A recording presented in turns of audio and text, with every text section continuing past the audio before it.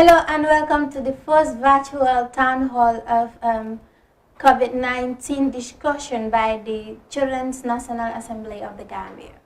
As we said to you yesterday that today we will come your way to discuss on some of these issues affecting children during this coronavirus time. But first of all, before we go further, we have some guests here. I have very wonderful guests present here today to discuss with you on COVID-19 and how it's affecting children. First, on my right-hand side, I have the Minister of Women, Children and Social Welfare, Ms. Fatou Kinte. And the second person here is Sandra from UNICEF, the country representative of UNICEF. And the next person there is Honorable Ibrahima Koli of KM. Then, as we said to you yesterday, that today we will be discussing on very important issues or topics, and like we're going to share with you on the effects of COVID-19 on children's education, and also we're going to talk to you about how coronavirus has increased domestic violence, and also like these trying times we have most of the children selling because the rate of selling has already increased. So we're going to talk to you about why is that, and also we're going to share with you how are we going to face the societal changes, because we believe that after the COVID-19 there will be some changes. How are children going to face those changes? So getting into the program, I will first start with our Honorable Minister. Because she is from the Ministry of Women, Children and Social Welfare. I will ask her first, Honorable, what is your ministry doing for children during this pandemic time? What are some of the things you're doing for children during this pandemic? Thank you very much. I'm a very able speaker of the Children's Assembly. I want to recognize the presence of Sandra, the UNICEF rep, and the KMC representative of the Children's Assembly and other colleagues who are with us in the studio. My ministry is responsible for women, children and social welfare. And in this time of COVID, we are very concerned about the welfare of children, simply because children are vulnerable. And children are also the future of this country. More so when they are at home, not going to school simply because of the state of emergency. That's also in their interest. When they stay at home, they don't go to school, the interaction with others is very limited. And that is all to protect them from the coronavirus. What my ministry is doing is doing sensitization on radio and television.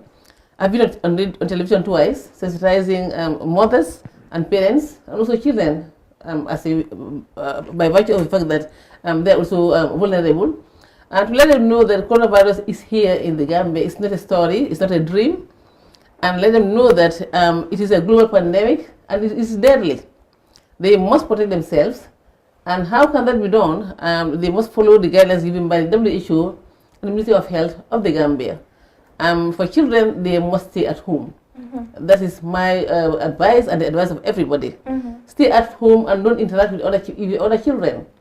And then no hugging, no shaking of hands, and regular washing of hands at all times on the running water, using soap and running water.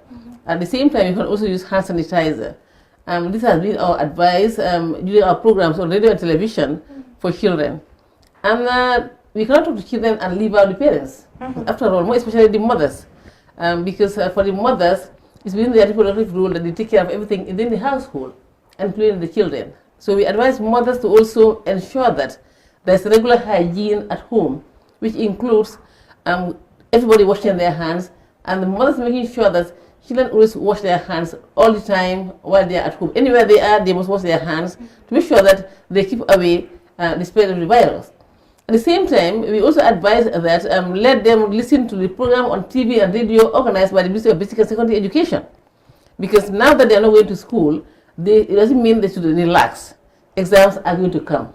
So they should listen to the programs on radio and television organized by the Ministry of Basic and Secondary Education. I also understand that those in the private schools also like Marina, there are similar programs being organized. and then children also they're already given the links. So they should get in touch with, make sure that they use the link, and then listen to the programs attentively so that they don't miss out on their programs. And right now, Ministry of Basic Education is going to allow those in grade 9 to go back to school. That's very important. It is. Because if they don't move grade 9, it will be difficult to have an intake in grade 7. So that being the case, those who are in grade 9 and have to go back to school, yes, go back to school, but make sure that you observe social distancing, wear a face mask, use hand sanitizer, and always wash your hand with soap and running water. And while in school, there's going to be a lot of spacing to observe the social distancing. My colleague minister has informed me that they make sure that one child, one desk, so that they can observe the social distancing.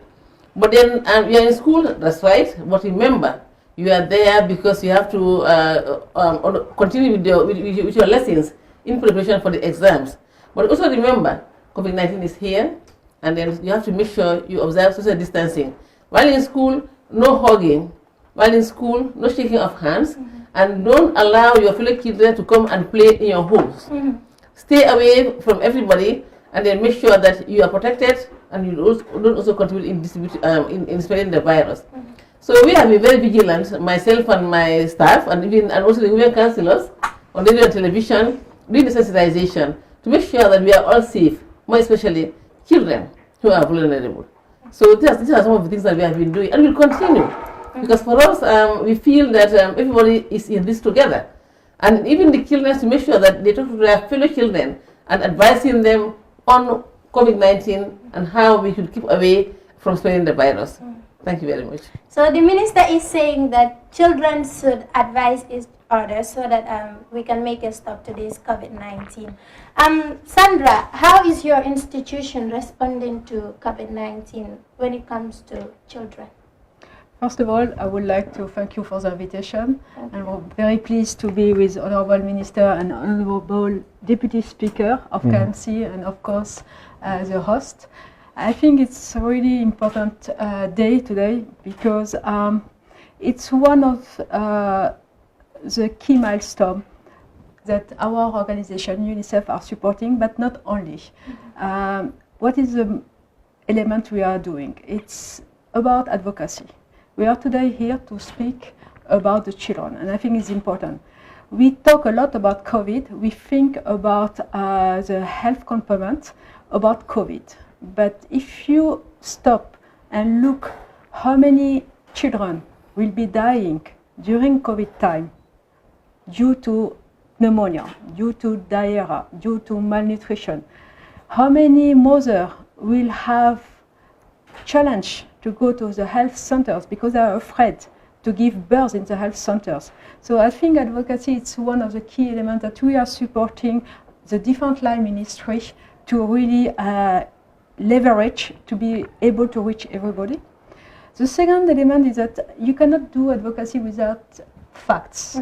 And I think it's one thing that we are supporting as UNICEF. For example, you are aware about the Europort.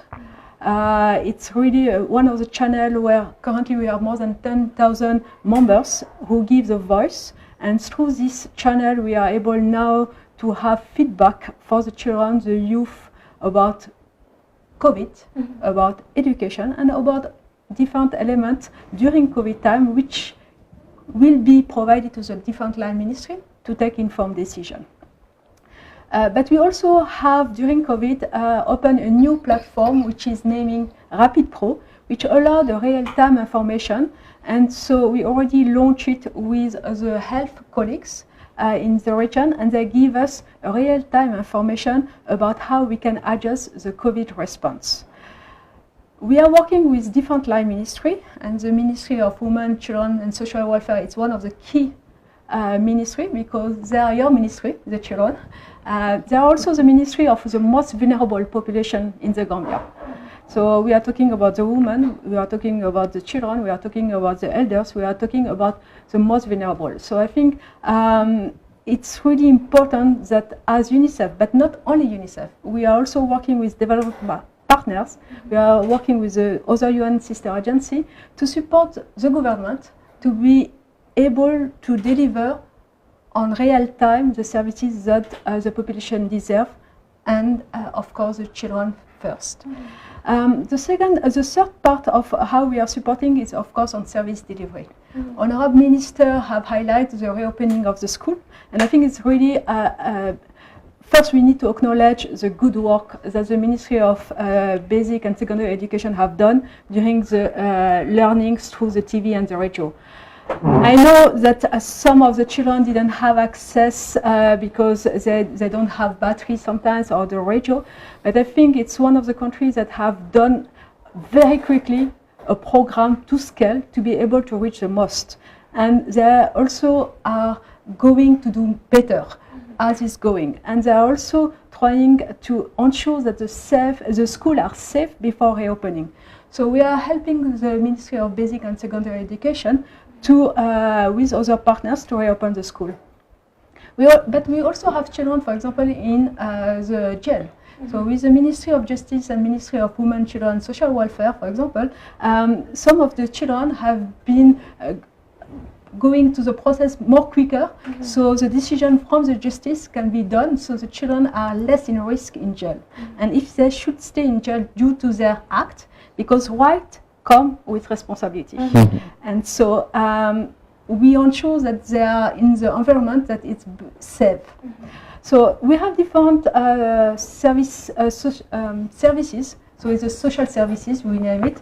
Can be on education, on water, hygiene and sanitation, on health, on nutrition, on HIV, on protection, of course, of the children, and other sectors, which allowed not only to provide support through the building capacity, but also services for children.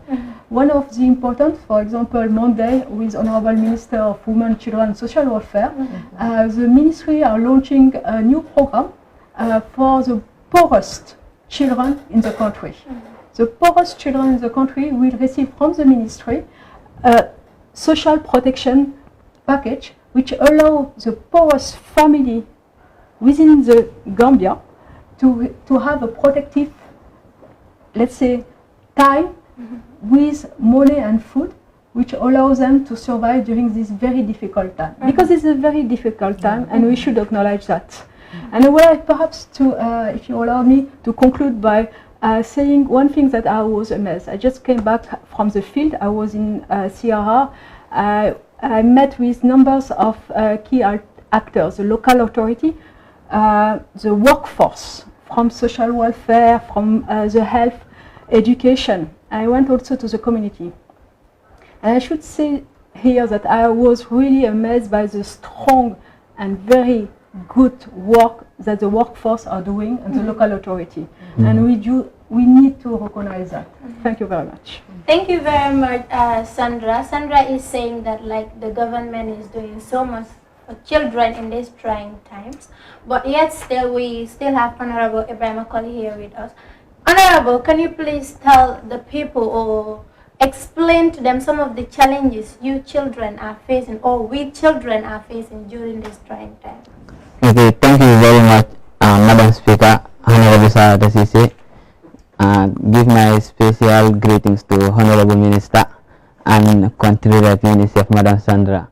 Well, you know, as we all know that COVID-19 has created a lot of impacts on children's education and their daily lives. And here when I talk of impacts, I mean negative ones. So the Ministry of Education has done a lot of great things during this hard time. They have been organizing, you know, radio and TV programs, and they have been doing sensitization together with the Minister of Health in the country. So children have negative impacts during this hard time because their lessons, you know, they have not covered their syllabus one, and two, they have been sitting at home. You know, children they have never come across such hard time because children, they always like to interact with their fellows. You know, when you isolate a children or you ask a child to stay at home, you know, it will be very difficult for that child to stay at home without seeing his or her fellows. So that will be a great effect on children. and two, when you go through the learning system on Gambia, children, most of them are not used to like online or online classes or media classes. So it has caused a like negative impacts on them. Yeah. Most children, when you ask them to go and follow this education set, they will feel bored. You know, when they sit down, they may not even concentrate well. Most children, most of them, the serious ones, I mean, they used to sit and watch, but only some, you know, not all children also watch yeah. the program. It's like he's trying to tell people that, you know, Honorable Minister, you and Sandra, we are all talking about the same thing. That is the government classes, and it's like most of the children find this thing as something bored, because for the fact that some of them used to say like, these people are repeating what we have done, and like children living in the provinces area, some of them are not accessible to electricity, and some of them do not have these radios. They're living in villages that are not that much developed like the combos here. So like some of them feel discriminated, that they are not part of what the government is trying to do. What are you doing for those children? Because everybody is talking about this learning thing, but it's like, it's just too much. People are just trying to criticize what the government is doing a lot of efforts to help children during these trying times, but still there are children that are left behind, that they're not doing classes, and most of them are the Arabic school students. Yeah, exactly. They're saying like these classes is being provided for only the English school students, and they are not helped with such. So what is your say on that? Thank you very much, Madam Speaker. I want to say that for the madrasas, they do participate, because the point is that the madrasas, some of them, they also offer English, Maths, and social sciences. So they benefit from those classes. Sure. Okay. You see, these are difficult times, and they are very trying moments. It will be difficult to address the needs of every child in the Gambia. The government is doing every effort to make sure that at least children are not left out, they're not left alone, especially in their schooling.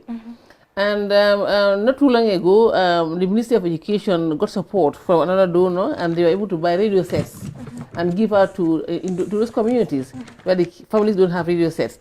But again, let me say that when you come to radio here in the Gambia, almost every family, every household almost has one radio set. Yes. It's one thing which is very common in families, because people would like to listen to news and want to listen to music. And as a result, most families have at least one radio set in the household. Okay, to address this issue of the children's education using radio and television, Ministry of Education was able to get support from some other donors, and they were able to procure some more radio sets and giving it out to those in the rural areas, so that they can also have access to programs going on radio and television, just to make sure that we implement equity. Because for us in government, every child should be given equal opportunity. Yes, for those who are unfortunate to be in areas where they don't have television or electricity, this is what has been happening. And then, in fact, now that grade 9 students are going back to school, the problem with those ones will now be relieved a little bit, because they will be sitting in class, and the normal classes will go on. Continue, yeah. Yeah, and then I just want to say that we'd like to apologize for those who cannot access at all. If we have our way, every child in the Gambia will be able to listen to television and radio and follow the classes as normal. But then we have to understand, these are difficult and trying moments. And across the country, there are challenges here and there. And then there's a way out, and we'll try to see how best we can make sure that every child is able to participate in these classes. Because again, it's very important. Or else, when eventually exams come, we will not be expecting the same result from everybody, and that's not what we want. Yes. I also want to talk on children who are returned from Senegal. Yeah, because quite a good number of Gambians children go to Senegal to learn Arabic. And then because of COVID-19, a large number has been returned from Senegal. Some came with their ustazis, some came alone. And they are more in the Central River region. As soon as we got the information regarding that, my ministry and Ministry of Health worked closely together, and went to those communities, and then the children were separated from their families as a form of quarantining them and providing them with protective gears, so that and they were also tested. Luckily, none of them have the virus, and as we are speaking, some of them have been reintegrated into their families. And these numbers keep coming and coming. Initially, it was 52, and then 58, and then this is also a concern for us as a government and also as a ministry. Yeah, because they were in Senegal learning because of COVID-19, they had to come back. They had to come back. Then, but we didn't leave them alone, and neither did we leave their families, because we also made sure that we provided the families with food stuff so that they're able to take care of these children. And Sandra mentioned one thing which is also very important that we are doing as a ministry. And yes, there are children in vulnerable households. And when COVID-19 started, UNICEF gave us a lot of money as a ministry to look at some of these children, but not across the country. We are looking at them, those in North Bank region, Central River region, and West Coast region. These are children in vulnerable households. And then so we are going to provide them with food, and also there will be cash transfer. The program we are launching on Monday in North Bank region, and then launching in Sierra on Tuesday, and West Coast region we are launching the program on Wednesday. And there families will be provided with rice, oil, and sugar, and cash transfer of $1,000 for 3 consecutive months. And when UNICEF approved and they gave us the money, our staff went to the field immediately, and they worked with the MDFTs to identify the vulnerable households. In total, there are 1,000 from the 3 regions. So they were identified, and then we got all of their contacts. So Monday, by the grace of God, we launched the program in North Bank. Immediately after launching, I'll be present with my team, so we represent the UNICEF rep with her team. After the launching, then the staff will go into the communities in North Bank and distribute the rice, sugar, and oil. And then the cash transfers will follow, but that will be done through the office of the governor. And then, as I had said, we continue on Tuesday. That's a very good step. You guys are doing very well for children during this trying time, and then we appreciate that, Honorable. Yeah, and I also want to thank UNICEF very much for the support. The support is coming from UNICEF, this particular one, to the tune of $100,000, which is quite a lot of money. And I want to thank UNICEF very much for supporting the government of the Gambia. UNICEF, thank you very much. Yes, thank you. Then we're still discussing on COVID-19 and how it affects children in the Gambia here. So still on questions and answers, Honorable Ibrahim Okoli, during this coronavirus, we see that like the number of children selling in or on streets or in streets are too much. So what are some of the things you have to say to people? Why is it? Yeah.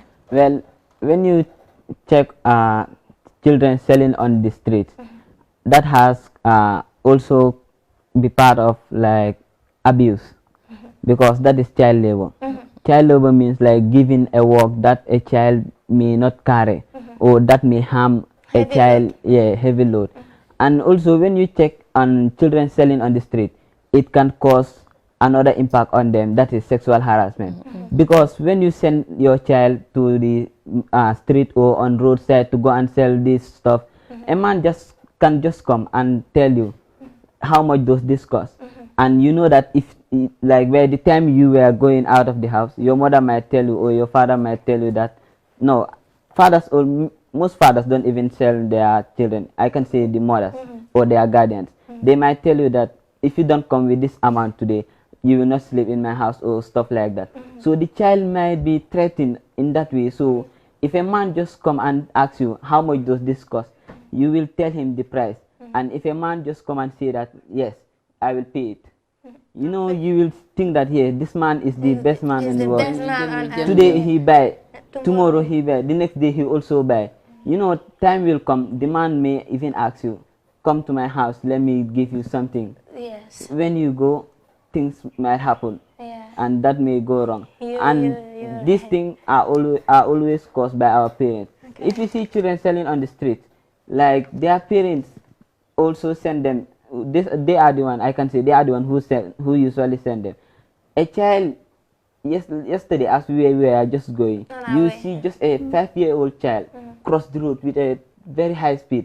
while the vehicles were there, and there were no policemen there. So this simply means that like parents are sending children on streets to sell, and there is nothing like the security. It's not trying to help. Yes. Because for the fact that yesterday I was a witness a scenario. I witnessed the scenario that happened, because for the fact that this particular child was carrying water on his head, and then he was going around and saying that I'm selling water, and then he wanted to cross the road, but he was running so fast, so the vehicle was coming also with high speed, but so luckily the vehicle stopped, and then the child had to cross the road. So this simply means that parents should be very careful. Like, you should not send, the issue here is, why should parents send children to go and sell when we say that everybody should stay at home in these trying times? And Honorable Minister, like, what are you doing? What are some of the efforts you're trying to put through, or the steps or ways you're trying to highlight or put through, so that parents could stop what they're doing? Because, you know, it's trying to cause a lot of damages in the society, because we said people should stay at home. Can't the government not do something by like saying like, or bringing in laws that will say like, if any child is found on street selling, the parent has to do so and so. But I don't see all those things on board. Thank you very much, our Honorable Speaker of the Children's Parliament. That's a very good recommendation coming from the Speaker herself. We will consider that, but at the moment that's not happening. What we are doing now as a ministry is sensitizing families not to send their children into the streets. We are also concerned by the large number of children in the streets, and some are selling, some are begging. That's not the right thing to do. I know these are difficult times, these are trying times, but then the President of the Gambia, President Adama Barrow, has given 85% of the population of the Gambia. For the rural areas, 100%, the urban area, 84%, have been given aid in the form of food, rice, for example, oil, and sugar. So I want to encourage parents to manage with that and not send their children to sell in the streets, because it has a lot of disadvantages. You mentioned the case of the child that was trying to cross the road, and we are lucky he or she was not hit. But then we also have to consider it is child labor. And instead of asking the child to go and sell, that child should be at home reading his or her books, or even more, participated in the program that's going on by the Ministry of, being organized by the Ministry of Education. So I'm one person who's against children selling in the streets or children begging in the streets. So we want to urge all families and guardians to make sure that they keep children at home, whether it's COVID-19 or not. It's against the rights of the child for them to be in the streets begging and selling. Yes, so that must stop, because now every family has something to eat in the house. Sure. Yeah, so they shouldn't use children to go in the streets. And just as the speaker from KMC also mentioned, it can lead to gender-based violence, sexual violence, for example. And one way to stop that is to avoid children going in the streets to sell or to beg. I also want to say that GBV can also be within the home, because COVID-19 is a global pandemic, and we have been asked to stay at home. And for the first time, most families are staying together for longer hours in the home. And that is a recipe for gender-based violence. We have seen more cases of gender-based violence now occurring because of the time the people are spending together in the homes. And in our radio programs and TV programs, we encourage families to make use of the time they're spending together, and not to use it negatively. It's a way of being closer to your family members. It's a way of being closer to your children. Some parents are never close to their children. And it's a way of understanding your children. It's a way of teaching your children the issues of growing up from boy to man and from girl to woman. We know that in biology, when children are growing, a lot of changes take place in their bodies. And they don't know why. And they can't talk to their parents because parents are always distant from the children. And many a time they listen to their peers, and peers are equally ignorant. They end up giving wrong information to their friends, who may sometimes land into trouble. But if parents who know it are able to discuss with their children, then the children will not make any mistake. They will have Then better in fact, experience. they'll be more responsible. They know that when I develop breast, when I see my period, this is what I should do. And they'll be more responsible. And again, it will bring them closer to their parents. So when a child has a problem, instead of asking a peer, he or she will ask the parent. And so let's make sure so that we look at COVID-19 positively and make sure that we explore all the positive aspects of it to make sure that we are closer to our children, families become closer, and not to look at only the negative part. I also want to say that COVID-19 is another recipe for child marriage, because girls are staying longer at home. And if a suitor had wanted to ask for the girl's hand in marriage, and the parents respond that the girl is going to school, now that she's not going to school, he may come again, and God forbid, he may succeed. And that will not be good for the child, because it will prevent her from achieving her aspirations in life. And COVID-19, as I've always been saying in my programs, can also be a recipe for FGM.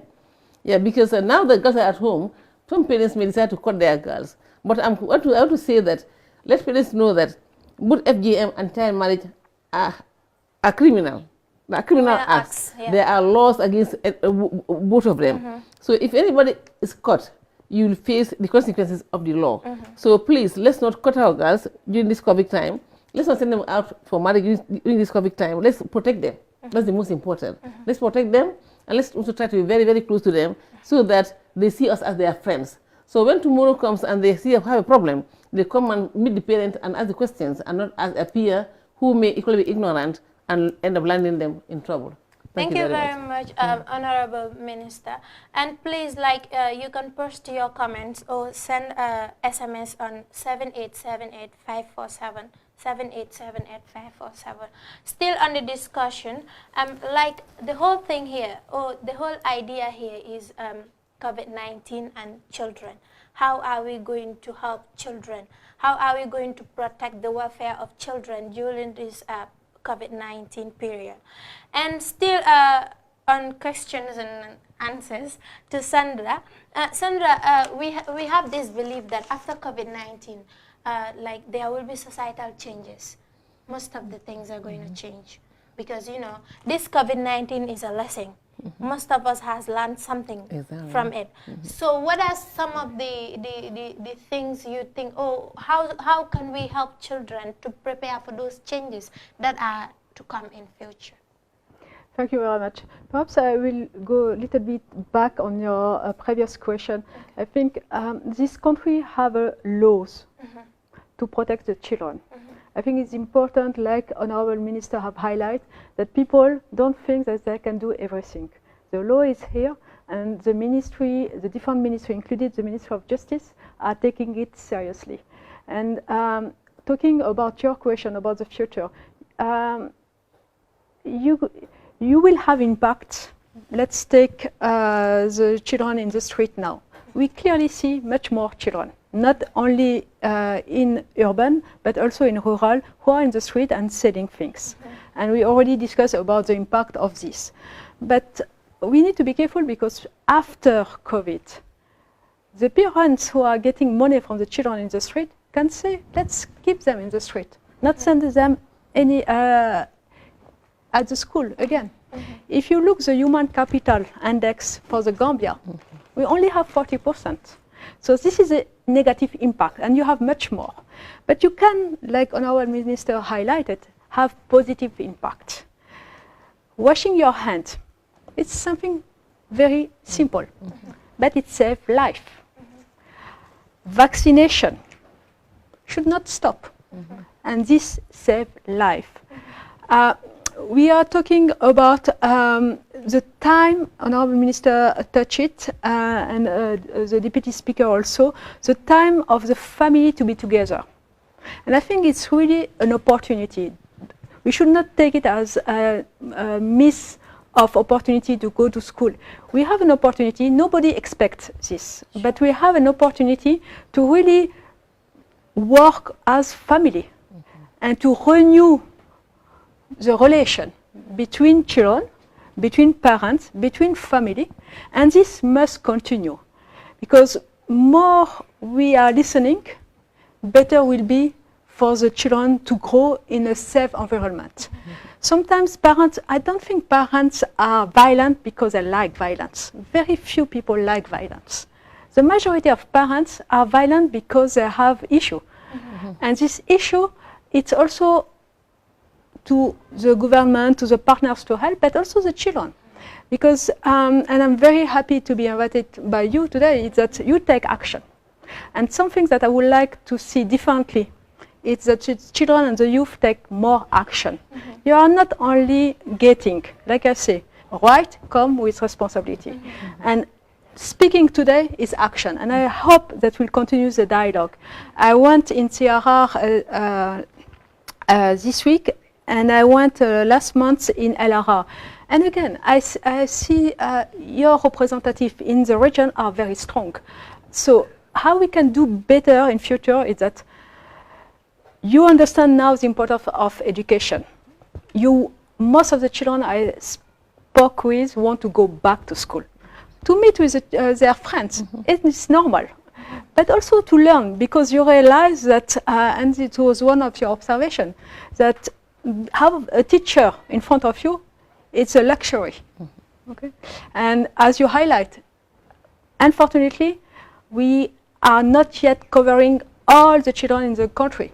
So as we are going and building better, the Ministry of Health are really trying also to decentralize the services. The Ministry of Education want to continue the learnings through TV and radio and increase the safe access to education.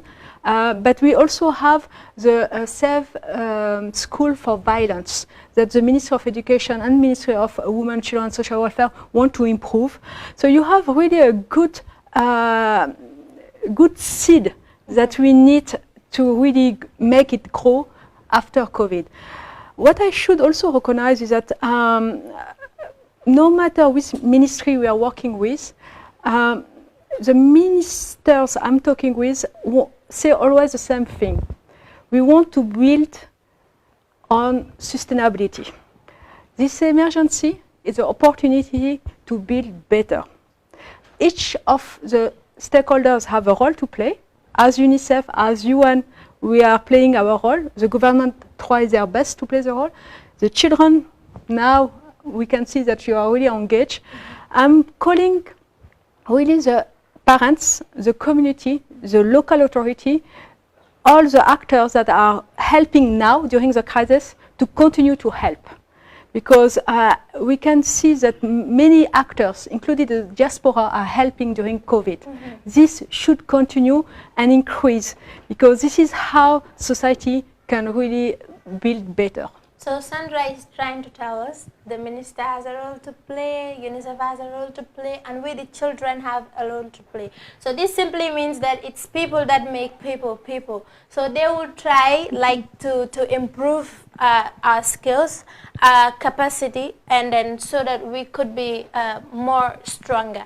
And like Honorable Ibrahima, we have like the Children's Act 2005, we have the 1997 Constitution, we have the Women's Act, the Tourism Act, Sexual Violence Act. But yet still, you know, before the corona, it's not been, we're not seeing the steps that should be taken. And still now, we have not seen what the government has done to enforce these laws. So what are some of the things you will suggest as an honorable to talk to the government about these wonderful laws that we have? They are very wonderful laws. These are very nice laws, but they are not implemented. Talk to us about it. Thank you very much. As you just said, the major thing that we want is the government to implement the laws. Because when children are being offended, they do not know where to report first. Children lack access to media, because if a child is abused and the abuser itself threatens the child that if you report this or you do this, I will do this or do that to you, the child may feel, you know, threatened, and the child may not be able to report it. So the government should also help, like hotlines, just like the COVID-19, you know, we have free hotline calls. So the government should also provide hotline calls centers where children, you know, they will report issues that matters to them. And also the police should also help. They should also help very much. They should also help mainly on child labor first, because it is the major crime. Child labor and drug abuse. These are the main two things we want. So Honorable Ibrahim, do you I could remember when we had our second sitting, there was something that we gave to the ministry, the call to action. Call to action. So since they have been given that, what are some of the things you see that has improved on What are some of the improvements? You have not had anything from the ministry yet. So, Honorable Minister, you can emphasize on that, because I could remember we gave you guys something that we call the call to action. The Gambia the Gambia we want. So, what are some of the ways, techniques, steps, or methods you guys are trying to bring out? Yeah. Okay, thank you very much. Yes, the call to action was handed over to me, and a group of some of your members in URR submitted a request, and we are going to support that request. It's a follow-up to the call to action. They want to organize a workshop to discuss issues like FGM, child marriage, and other things that affect children. And so we are going to support that workshop. We were about to finalize the arrangement when COVID came. So as soon as COVID ends, we'll give support to your members in URR so they can organize their workshop. It's going to be a 3-day workshop for 3 days. 3-day workshop in 3 phases. Yes, so we are going to support that. And then we'll also look at the call to action and see what else we can support for those around this area. We chose to start with URR because they are far away. Yeah, so as soon as COVID ends, we'll work on that, and then we'll make sure that we give all the support to you and your colleagues so that you are able to organize activities that we have laid out in that call to action. I want to talk about the hotline. Yes, we are working very fast on this, and as we are speaking, my ministry and Paradise Foundation are working on that. So say in the next few days, we'll let you know the number. So anybody can call. It's a hotline for sexual and gender-based violence for everybody, not only for children. Yeah, so you can call when you call, and you will be attended to, and then we make sure that the right course of action is taken. I also want to emphasize that many a time when a case is reported to the police, it is the family members who come to withdraw the cases, and this is not right.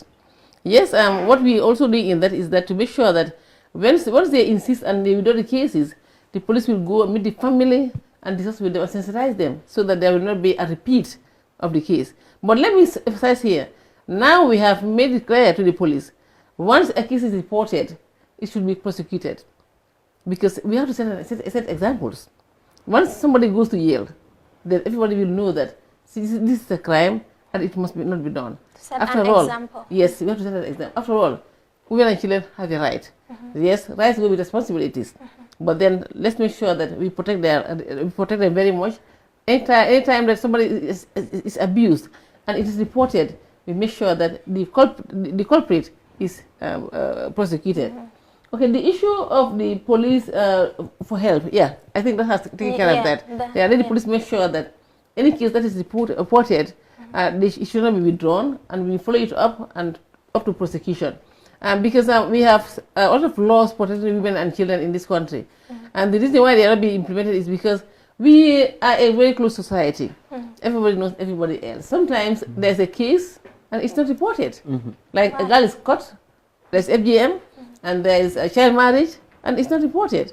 So we are doing a lot of sensitization. Let people know that there are laws protecting women and children in this country. So when these things happen, like somebody is beaten, somebody is raped, somebody is sent off to marriage, somebody has gone through FGM, let them report so that the right course of action can be taken against the perpetrators. This is the only way that we can help implement the laws which are in country. We as government cannot implement alone. We need support from the communities to be able to implement the laws. So let's work together and make sure that we implement the laws to protect the women and children of our society. Thank you very much. Yes, and then we have some questions from the viewers. They said, was there any special package from government allocated for children in this time? In this time, yes. I just mentioned that with support from UNICEF, we are going to North Bank, CRR, and West Coast region, and it's more for children in vulnerable households, and we'll provide the necessary package, food aid rice, sugar, oil, and it will be followed by 3 monthly cash transfers of $1,000 each.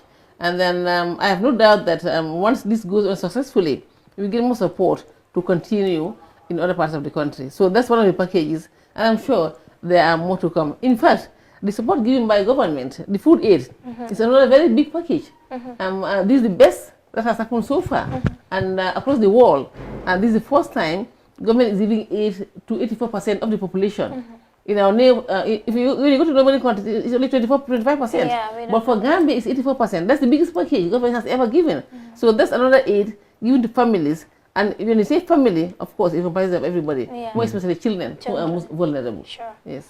And like we also have another question here, and the person is asking whether, since this coronavirus has started in the country here, do we have any case, confirmed case that like children or a child has is infected with this particular virus? Oh yes, the case of the lady in Bakau at Bakau Key Point, her daughter was also infected.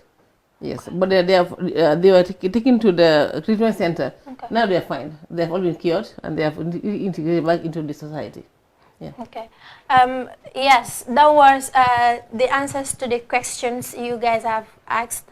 Like Honorable Ibrahima, what do you think? Like, because nowadays, even though we are not going to school, but parents, this is the time, like, they will not send you to the streets, or even if they would, this one is a different case. You know, we have sexual, child labor and child abuse. So, like, abusing the child in the compound itself, because you know that now we are not going to school, you will go and sell, but like you will tell the child, wash clothes, wash dish bowls, sweep the compound. Yeah, domestic violence. What are some of the things you have observed in the society now, which you think is affecting children during this COVID-19? Well, you know, every right goes with a responsibility. Sure. Yeah, but going through that aspect, helping your parents at home is different from child abuse. But to overdo it, that is the major effect. To force the child to do it. Yeah. Because this is the time children need more relaxation and more study. Children need to sleep a lot so that, you know, they can relieve their mind.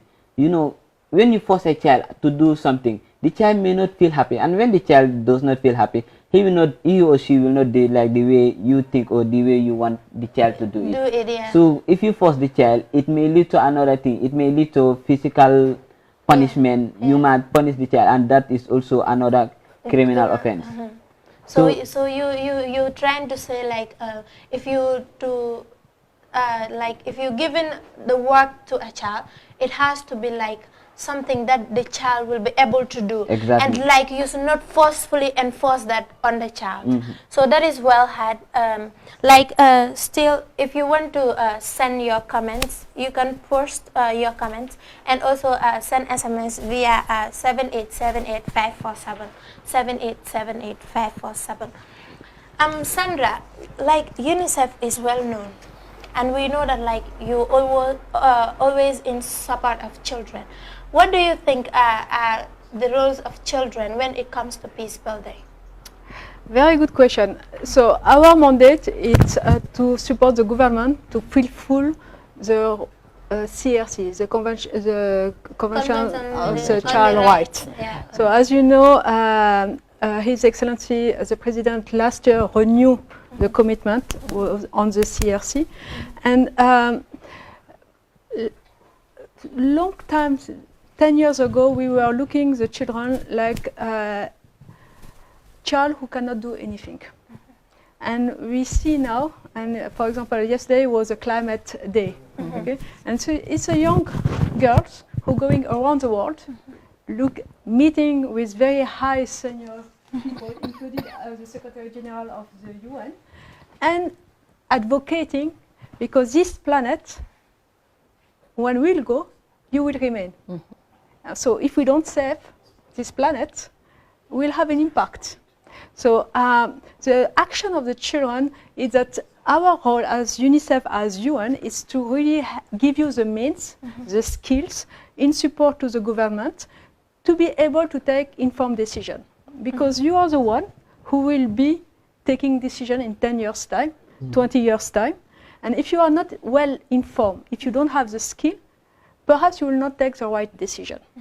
So, and now during the COVID, if you are going for the easy direction, perhaps will be a really bad impact. Sure. If you are aware about what's going on, what is the impact, and if you can take informed decision, meaning that if you have a choice to go to listen to the radio for the education and not go and sleep or play football when it's forbidden to play football because it's gathering, you stay. It's not easy, but you must stay. You should not wait your parents to tell you. Perhaps when you have 5, 6 years, yes, but when you are adolescent, you should take action. So the children, we believe as UNICEF that you can take informed decision if the government, your caregivers, give you the means, the skills to take that. So our role is to support the government and the caregivers. Your role is to listen and to really grow and ask questions. And that's why it's important, the U report. The U report is really the platform for children, adolescents and youth to give feedback about what they think. Because this feedback, it gives back to the line ministry or to the decision makers to take informed decision. And Sandra, why do you think like adults have, or children are less, they do, like the coronavirus, since it came, it's adults that we normally hear are infected with the virus and then less children infected. Why is that? So you have many scientific evaluation going on. If you are interested, please do go to the Ministry of Health website or WHO website. You have numbers of key assessments that are ongoing. Currently, don't think that the children are not infected. As Honorable Minister highlighted, we have children who have been infected worldwide. They are less than adults. You have, for example, more men than women. So it's depending on the disease. But when you look the diseases that are directly reaching the children in the Gambia, let's take pneumonia, let's take diarrhea. Diarrhea, for example, is something that we can stop if we take very basic action like washing hands with soap, which also safe for COVID. Thank you very much. Honorable Minister, what are some of the steps taken by the government to help school young children, especially examination class, grade 9 and 12, whose syllabus are not completed?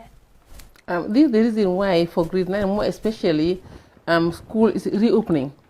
And very soon, Ministry of Basic Education will announce the date for the reopening of the classes, so they go back to school so that they can complete their syllabus and they do the exams. And as I mentioned earlier, we are going to consider social distancing in the classrooms, one child per desk. And then we'll also provide hand washing material so that there can be regular hand washing, and there will be hand sanitizers and also face masks. Yeah, this will be used by all the children in the school and also the teachers and also the administrative staff, just to make sure that we are able to contain the coronavirus. Yeah, because it's important for them to go back to school and complete the syllabus, but it's also important to protect them from coronavirus. And then I will urge all children to make sure that while in school, they observe social distancing from their friends. I know they have been missing their friends for a long time and they would like to see them again. Sure. Yeah, but let them maintain social distancing and no handshakes, no hugging, And when school is over, let them go straight home, no playing in the streets. And they should allow their fellow children to come to their homes to play.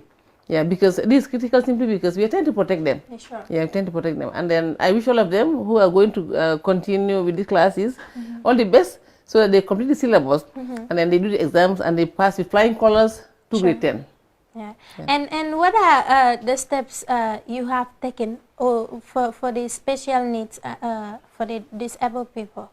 Yeah. What are some of the things you have laid down for the disabled? For disabled who also fall in the same category, it is the same. Sure. Yeah, just as we, because whatever program is drawn for the for children in school, it cuts across. Yeah, for those disabled and also those who are not disabled. Yeah, because they also have a right.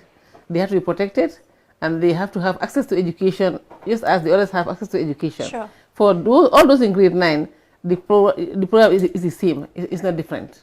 Yeah. Honorable Ibrahim, why do you think like the disabled should also be recognized when it comes to these trying times? Well, the disabled are also part of the, they are also part of the community.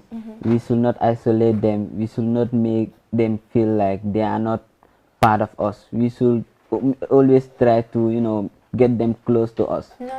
Non-Discrimination Act, yes, exactly.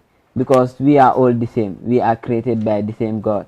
So if we try to, like I can say, violate their rights, it will cause like some damages. Because one disabled, like my fellow honorable, he said that there was one lady who once used to like violate him or used to bully him, telling him that like you are deaf or you are this, you are that. And you see what the intern has, as they say, if you do good, good will follow you. If you do bad, bad will follow you. The lady go and deliver a child. That is also dumb. That is also a great it's a negative impact on the woman, and it has also caused some disability on the child. So it is it should not be done at all. So stop bullying before your child will be dumb and deaf. Yes, about the disabled. I just want to add that 2 days ago, my ministry presented the Disability Bill 2020 in Cabinet, and it was approved with a few amendments. And this will be the amendments will be made, and then we go to the National Assembly. So I hope and pray that before the end of June, we'll have a bill for the Gambia Disability Bill, yeah, which will protect the people with disability from all angles. Yeah, because we are all Gambians, we are all human beings, and we must be treated equally. And we are all yes, humans. and the government of the Gambia has taken that up. And this is the reason why we have come up with the draft bill, and it was approved in cabinet. And then before the end of the month, we will go to the National Assembly. That's a very good step. Just to add on what she has said, the disabled, we should not also like forget them, because they are also part of the community. Most parents, if you ask them to take their disabled child to school, they will say that this child, yes, he has no use. No, see, the person might have use in the future. You may not know what he or she might be. If I can remember, one honorable minister was blind. I'm not sure whether I can remember that. I think it's a lady. Okay, and if that one, she was part of the parliament, and while she still is. She still is. Exactly. And she is differently able. If at all the parents have underrated her, they would not have known her potentials or what she would be able to do. We should always try to make them part of the society and not to isolate them from people. I want to also add that in the Gambia, we have about 200,000 people with disability. Wow. So that's a large population, and we must address their concerns and their needs. So that's the reason for the bill, for the disability bill. And my honorable parliamentarian, rest assured, will make sure that every person with disability rights are protected, be it education or whatever. Thank you. The population is very large, and we have to work together and make sure that the rights are protected. Somebody is asking, like, will schools be open on Monday? I know most of them are not wanting to go to school. Schools will be open on Monday, but it's for grade 9 and grade 12. Yeah, because they are in an examination class, so they have to complete their syllabus, because in these terms, they are almost near to their exams, so that is why schools will be open on Monday. Don't be shocked, it's not for grade 11. Madam Speaker, grade 9. Just to clarify, the date will be provided by the Ministry of Basic and Secondary Education, because the Ministry want to ensure that when the children and the teacher come back to school, it's safe. And this needs some preparation. Exactly, yeah. So is there any workshop conducted to advocate based on the pandemic to encourage children on civilization? There hasn't been any workshop, but apparently during the radio and TV programs, all the things we talk about hygiene, cleanliness, which is part of civilization. Yeah. I will ask you to respond to this question. You are the children. So what have you done? But like today I'm not the speaker. Today You are the facilitator. no, sorry.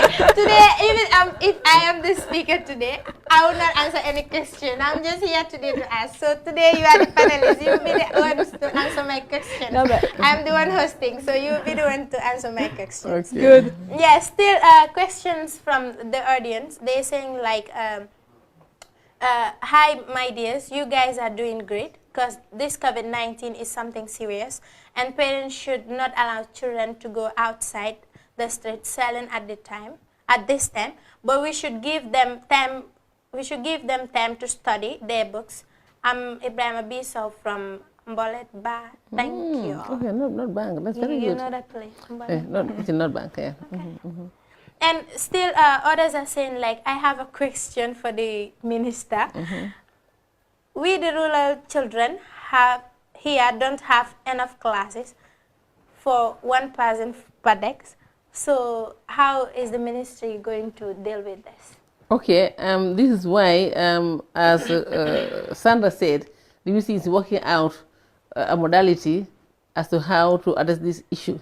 But be rest assured, it's going to be one child per desk to make sure that we observe social distancing. This is the reason why schools are not opening on Monday, because ministry is working on a lot of things, fumigating the schools and then arranging to make sure that each child has a desk. You don't have to share a desk, because remember, if we advocate for social distancing, then we must make sure that each child sits on a desk. You don't have to share desks. So let this child be rest assured. The ministry will make sure that in each school, in each classroom, one child per desk. Yes, the ministry is going to work on that to make sure that that comes to reality. Another question from Nyiman Sata Kamara of Kerawan. She's saying like, during this the classes that are conducted on TV and radio, are there like sign language for the disabled? Because she is saying like, I should ask the minister whether like sign language are included to teach the children. I think so. I think sign language was included. That's Yes. included. Yes, sign language, because I think I watched one or two classes. One was on maths, the other was on literature, but there was sign language. Yeah. And let this person know that now that there's this bill, we'll make sure that in whatever program there is sign language. Because after all, people with disability also have a right. They're also Gambians. Yes. So you have rights, you're Gambian, so this is like to equalize everybody. Yeah. So Honorable Ibrahima, what are some of the things you think like children themselves or the Senate should do during this COVID-19 to also like to fight against this COVID-19? As we are doing right now, it's part of fighting because we are sensitizing the people and talking about some of the effects. But what do you think are some other things we need to still do in order for children to still understand what we are trying to tell them, because it has to deal with the mindset and the perception of people. Sure. Okay, like when sensitizing, like we the children national assembly, we cannot go out and sensitize, but because if you go and sensitize, we might have the risk of contracting the disease. So that is what we are preventing. But as far as we are concerned, and children's matters us, so now we are doing just like what we are doing today, live events, in order to broadcast and show the media to the children that we do not forget them. We are doing a lot of great job.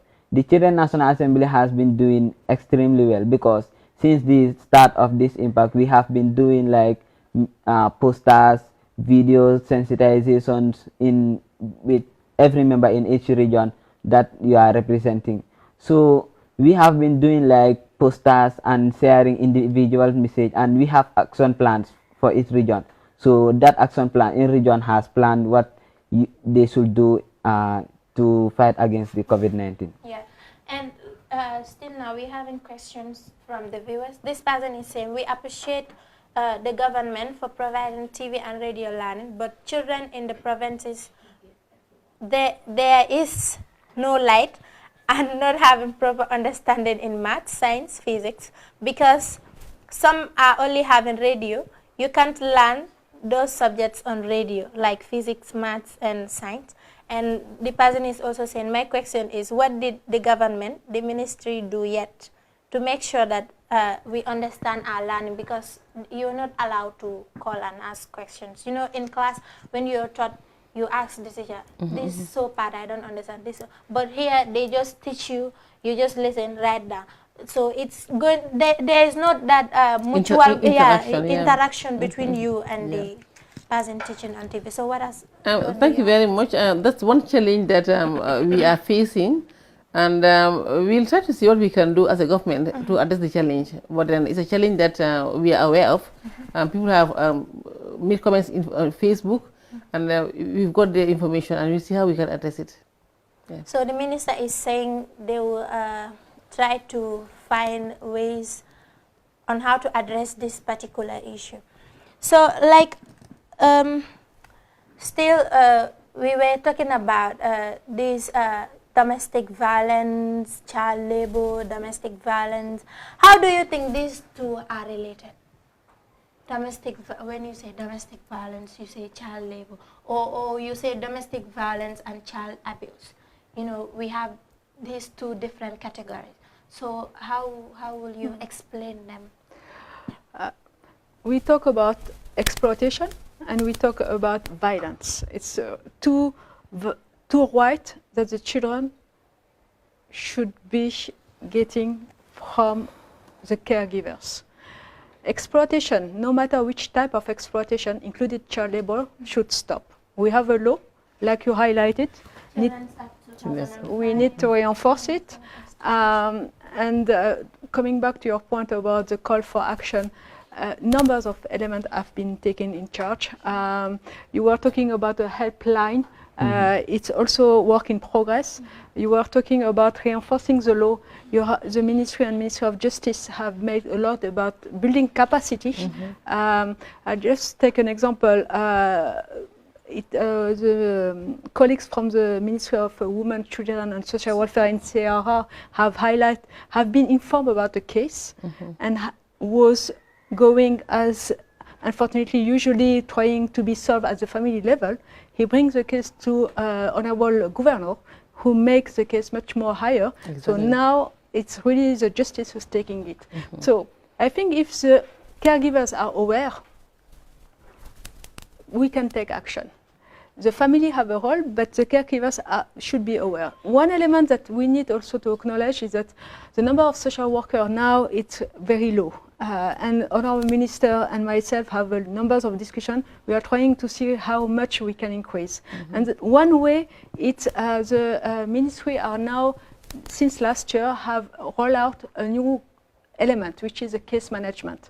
So around the country, it's work in progress, but around the country now, when you have a case, it can be violence, exploitation, out of school children, or children who don't have access to health, or disabled who do not have physical access, you can open a case, and this case will be followed, no matter where you are sitting. So it's rolled out now. So we are at the stage of the training at the community level. So at the community level, we have what we name the CCPC, the Community Child Protection Committees. And this is within the community. So we are at the stage of training them. So they will be able, when a case is identified, to report. So the caregivers, included the social welfare, the Ministry of Justice, the police can take action. Nobody can hide it. So as we are going, it's work in progress. So this is few examples of what you ask in your call that it's ongoing. The last question from Samira Jah, she is saying, how can we support children to be calm and comfortable so that they are not very stressed by the COVID-19? So, for me or to the minister. Okay, for them to not to be stressed, because I know if we ask children to stay at home, that's enough stress for them. But what we can do is to make sure that while they are at home, they can play indoor games so that they are not bored. Because when children are bored, it leads to stress. Yeah, they can be watching television, but they can still get bored. So as parents, we should work closely, as I mentioned earlier, let's work closely with the children and make sure that whatever they are doing in their home is very interesting. We make it interesting for them. They can watch television, watch the classes on television and listen to them on radio. At the same time, we engage them in indoor games. And as parents, let's also try to be close to the children and then chat with them, discuss with them, play games with them, computer games with them, just to make sure that they are not bored. Yes, it's very interesting. It's a very important period for children because in order to avoid them not to be stressed, these are all the things that we can do. Parents have to be more innovative to make sure that they engage the children more and not allow them to be bored, because when they are bored for too long, it can lead to stress. And then let's try to avoid this and make sure that the environment is more conducive for them, and we as parents have a really big role to play in that, and together we can make sure that it's very interesting for children while they stay at home during this COVID period. So it's like we're almost at the end of the discussion, so I will allow you guys to say your final words before we conclude everything. So, Honorable, what are your final words? Well, my final words are just the advice that the ministry has given to all children, both Ministry of Health and Education. What I will advise children is that stay at home, read your books, and prepare for your further lessons. Thank you very much. Sandra, your final word. I will use your final question. Stress can be positive or negative. You can have a positive stress. The children who are going on exam, the grade 9, it's positive if you take your stress, learn, ask questions on your family or around you, and you'll be more prepared.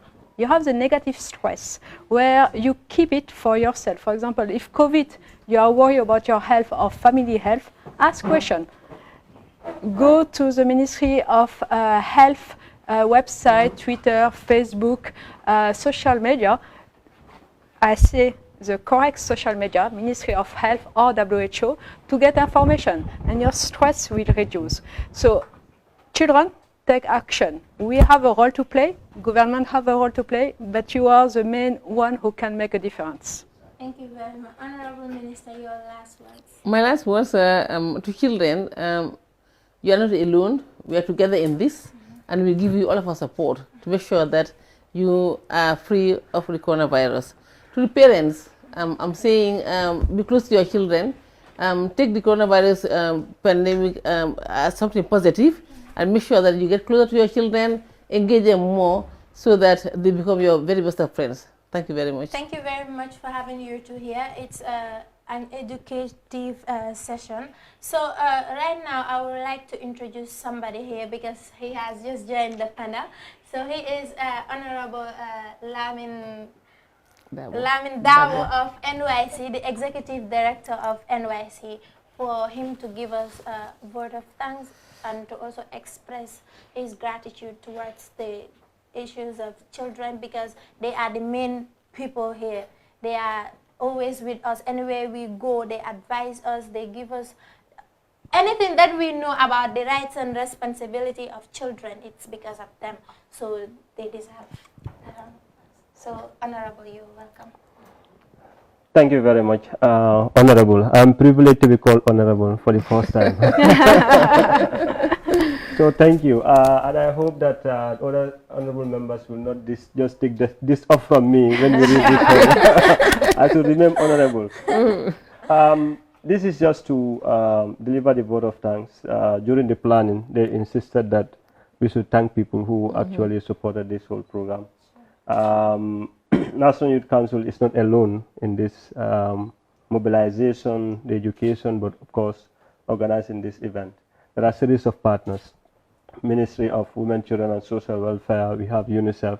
Of course, we also have Department of Social Welfare, we have also Child Protection Alliance, we have Child Fund, we also have different actors who actually come together to work with us to establish the Children National Assembly, and of course also support them all throughout, build their capacities, and ensure that all the regional assemblies are also in operation.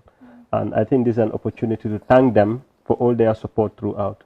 I also want to use the opportunity to thank all the regional SNACs. I mean the Children National Assembly members in URR, their coordinators, and all the technical assistance that have been provided by different stakeholders in CRR, in LRR, in North Bank region, in West Coast, in Banjul, and also in Kanifing municipality, all the regional youth committees, and all the parents who are supporting and guiding and helping these children to be molded to become, to fulfill their potentials, to become who we actually want them to become.